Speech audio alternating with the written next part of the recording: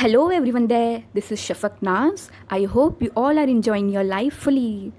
So today in this video, I am going to explain your second chapter on saying please written by A.G. Gardner.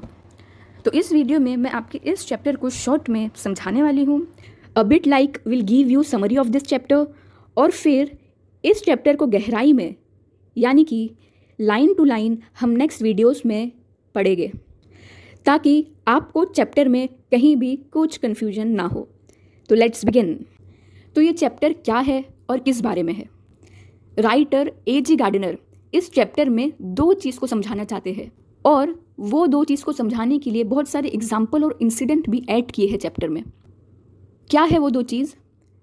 Good manner और bad manner. Writer बताना चाहते हैं कि अच्छा व्यवहार और बुरे व्यवहार का वातावरण में क्या प्रभाव पड़ता है, यानी कि गुड मैनर्स वाला इंसान और बैड मैनर्स वाला इंसान अपने एटमॉस्फियर में कैसा इम्पैक्ट छोड़ता है. तो राइटर के अनुसार राइटर कहते हैं एक गुड मैनर वाला इंसान अपने वातावरण को स्वीट कर देता है, यानी कि अपने आसपास के माहौल को खुशनुमा बना देता है. और उसी के विपरीत एक बुरा व्यवहार करने वाला इंसान, बैड मैनर वाला इंसान अपने वातावरण को स्पॉइल कर देता है, पॉल्यूट कर देता है. तो पहले देख लेते हैं कि गुड मैनर में और बैड मैनर में क्या क्या चीज़ इंक्लूड है. गुड मैनर्स में आता है काइंडनेस, पोलाइटनेस, हम्बलनेस. कोई इंसान अम्यूज़ रहता है, खुश मिजाज का है, रिस्पेक्टफुल है, इजी टू गो है, हैप्पी नेचर का है, कर्टसी शो करता है, स्वीटनेस है उसके अंदर, जेनरसिटी है, गुड नेचर का है, अफेक्शन है उसके अंदर, सिविलिटी है एंड एक्सेट्रा. उसी के विपरीत बैड मैनर्स के अंदर क्या क्या आता है? Rudeness, impoliteness, ill manner, haughtiness, harsh personality, unkindness, discourtesy, selfish, insolent, incivility, disrespectful, boorish, uncouth etcetera. तो इसमें से बहुत सारे वर्ड्स आपके चैप्टर में इंक्लूड है, इसलिए मैंने यहाँ पे मेंशन करी हूँ.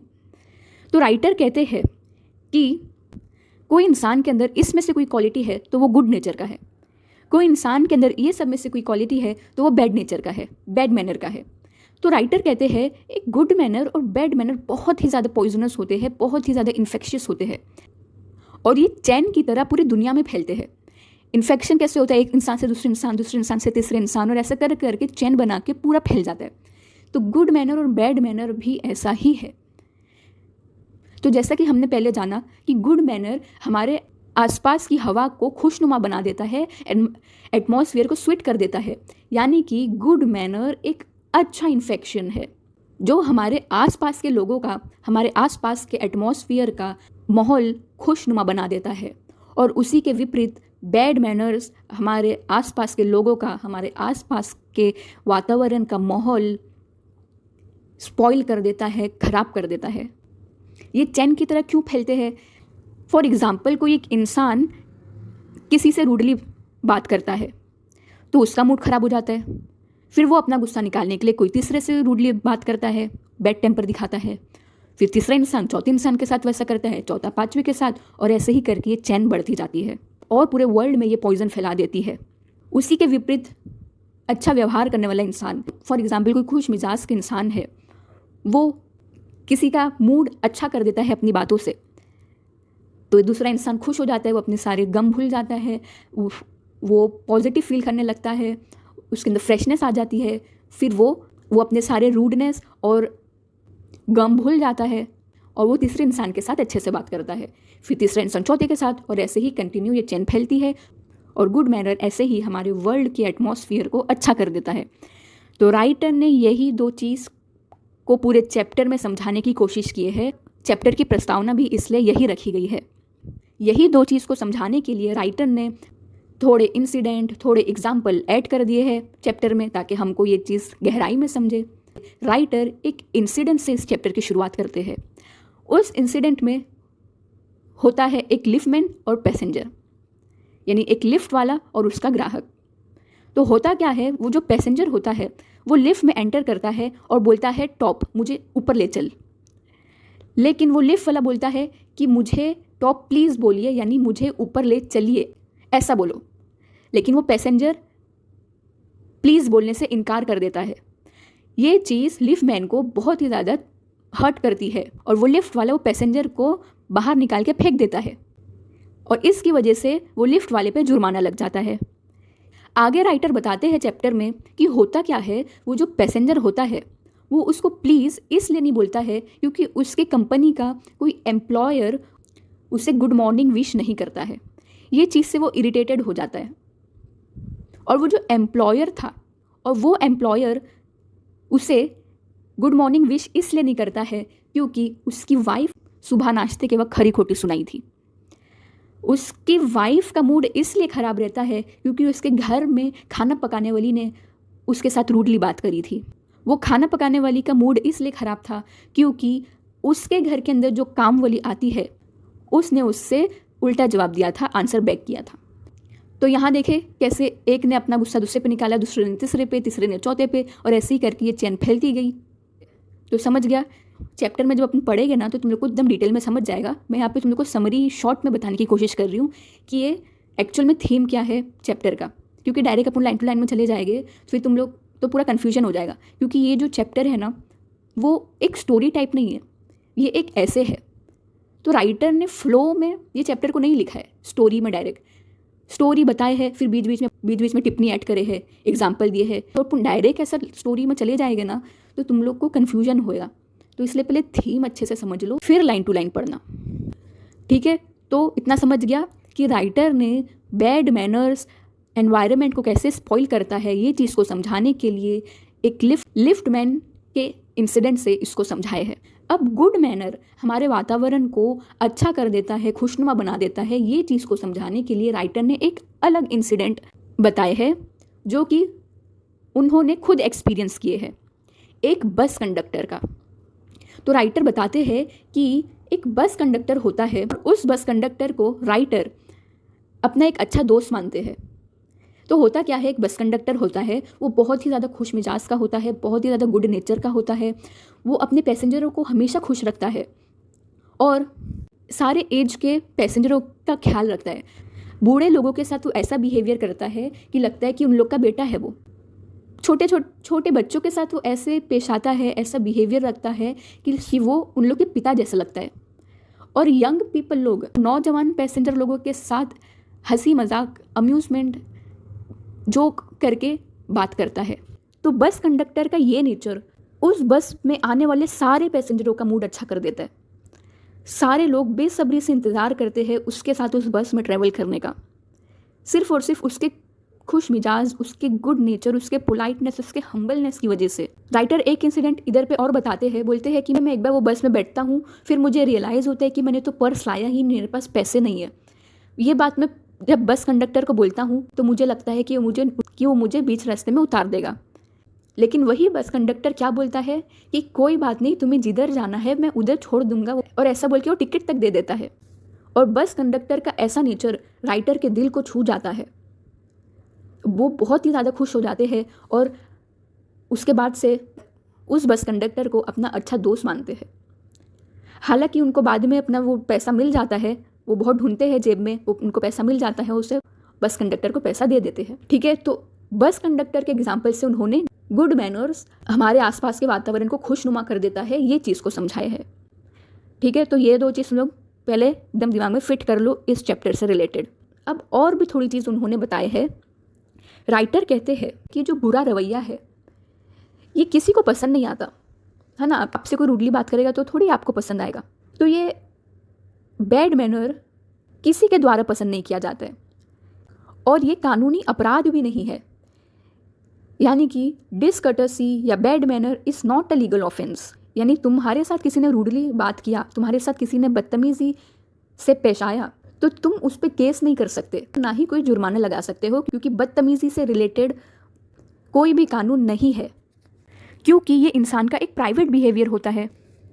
तो राइटर कहते हैं, जैसे कि मैंने स्टार्टिंग में बैड मैनर के अंदर कौन कौन से वर्ड्स आते हैं वो बताई, तो बदतमीज़ी के बहुत सारे टाइप है। राइटर कहते हैं कि कोई भी कानून इतने सारे वास्ट एरिया को कवर नहीं कर सकता। और उसी के आगे राइटर ये बताते हैं, हमारे साथ किसी ने बदतमीज़ी से पेश आया और हमने उस चीज़ का जवाब हाथापाई से दिए। यानी वो इंसान ने आपके साथ बदतमीज़ी किया, आपको टच नहीं किया, लेकिन आपने उस पर फिजिकल वायलेंस कर दिए तो उस वक्त आपको सज़ा मिलेगी, उस वक्त आप पे कानूनी तौर पर जांच की जाएगी, क्योंकि फिजिकल वायलेंस एक कानूनी अपराध है। ये चीज़ को देखो, गौर से समझो। राइटर क्या कह रहे हैं कि जो चीज़ कानूनी अपराध नहीं है उस चीज़ पे अगर हम फिजिकल वायलेंस करेंगे तो हम पे केस हो सकता है, लेकिन जो चीज़ कानूनी अपराध है उस चीज़ पे हम फिजिकल वायलेंस करेंगे तो हमें छोड़ दिया जाएगा। इसलिए वो लिफ्ट वाले पे फाइन लगा था, क्योंकि वो पैसेंजर ने सिर्फ उसके साथ बदतमीजी किया था और उसने उस पर हाथ चला दिया, इसलिए उस पर फाइन लगा दिया गया। राइटर यही चीज़ को समझाने के लिए एक और एग्जाम्पल देते हैं। बोलते हैं अगर मेरे घर में कोई चोर चोरी करने आ गया और मैं उससे हाथापाई करूँगा तो लॉ मुझे छोड़ देगा। बताओ तुम लोग क्यों? क्योंकि चोरी करना लीगल ऑफेंस है, उस वक्त हम फिजिकल वायलेंस करेंगे तो कानून छोड़ देगा। लेकिन बदतमीज़ी एक लीगल ऑफेंस नहीं है, तो उस वक्त हम वो इंसान को नहीं मार सकते। ठीक है, तो इतना याद रखो कि law does not permit anyone to use violence against a rude person. ठीक है, ये 3 चीज़ याद रखना अच्छे से। गुड मैनर का इम्पैक्ट, बैड मैनर का इम्पैक्ट, बदतमीज़ी कोई हमसे करता है तो हम हाथापाई नहीं कर सकते, हम पे केस हो सकता है। अब नेक्स्ट चीज़ और क्या बात की गई है इस चैप्टर में? राइटर बोलते हैं कि बदतमीज़ी एक लीगल ऑफेंस नहीं है, राइट? तो इसका मतलब ये नहीं है कि ये बहुत छोटी चीज़ है। राइटर कहते हैं कि आज की सोसाइटी में जितने भी क्राइम्स हो रहे हैं उसका सबसे मुख्य रीज़न, सबसे मेन प्रपोज ज़्यादातर बदतमीज़ी ही निकलता है। आज के दौर में आधा से ज़्यादा लोग यही चीज़ से परेशान हुए बैठे हैं कि उसने मेरे साथ ऐसा बोली, उसने मेरे को ऐसा बोला। वो लोग का सेंटिमेंट्स हर्ट हुआ है। इन्हें सामने वाले ने हाथापाई नहीं किया, सिर्फ बदतमीज़ी किया, तो ये इंसान का मूड ख़राब है। तो राइटर बोल रहे हैं कि बदतमीज़ी एक कानूनी अपराध नहीं है, तो इसका मतलब ये नहीं है कि वो छोटी चीज़ है, बहुत बड़ी चीज़ है। वर्ल्ड में आधा से ज़्यादा लोग बैड मैनर की वजह से ही दुखी है या दूसरे को दुखी कर रहे हैं। सामने वाले के बुरे रवैये को देखकर हाथापाई करना स्टार्ट कर देते हैं और प्रॉब्लम होने लगती है। तो ये चौथी चीज़ याद रखोगे कि भले ही बैड मैनर लीगल ऑफेंस नहीं है, लेकिन आज की सोसाइटी में सबसे ज़्यादा क्राइम्स के कॉजेज़ के मुख्य रीज़न बदतमीज़ी, बुरा व्यवहार करना ही है। ये चीज़ को समझाने के लिए राइटर कहते हैं कि हमारे घुटने के नीचे यानी शिन्स पे कोई लात मार देगा तो हम थोड़े टाइम में उसको भूल जाएंगे, लेकिन जो चीज़ सामने वाले के रवैये की वजह से हमारे दिल में चुभती है वो चीज़ पूरा दिन हमें सताती है और आगे जाके दूसरे लोगों को पॉल्यूट कर देती है।